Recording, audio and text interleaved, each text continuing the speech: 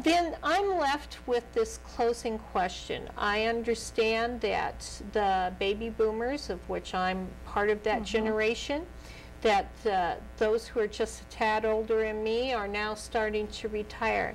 Do you foresee the need for the manor going away? No.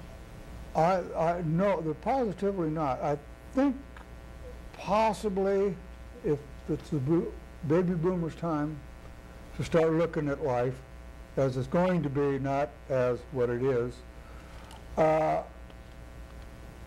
The county board, I'll give you an example. A county board said something about there'll be we may have to tax the residents of Lancaster County. Let's say it's going to cost us $2 or $3 a month, $1.50 a month, tax.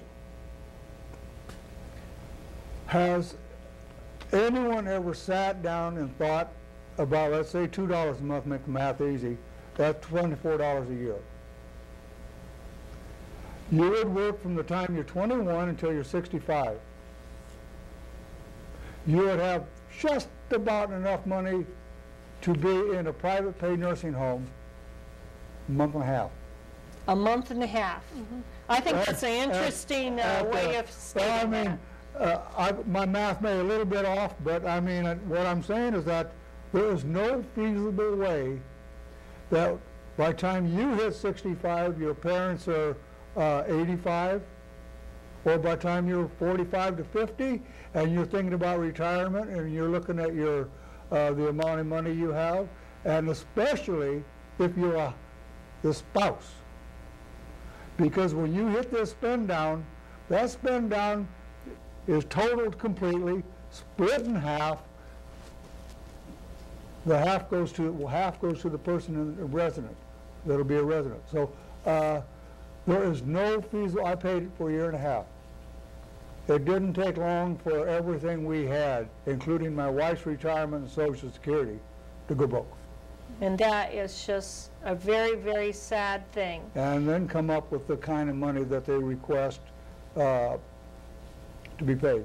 I think that people now should take a very good look at what it's going to cost someday, and then say, my Lord, I could pay this for the rest of my life, and I'd never even come close to a couple months in the home.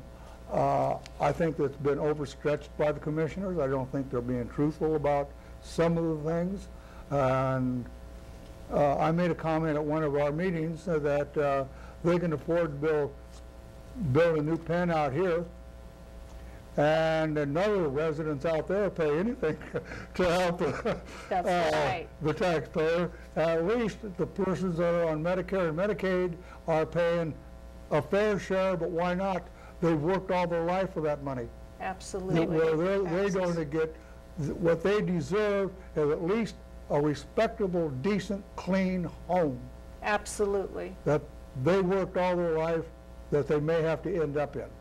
That's my...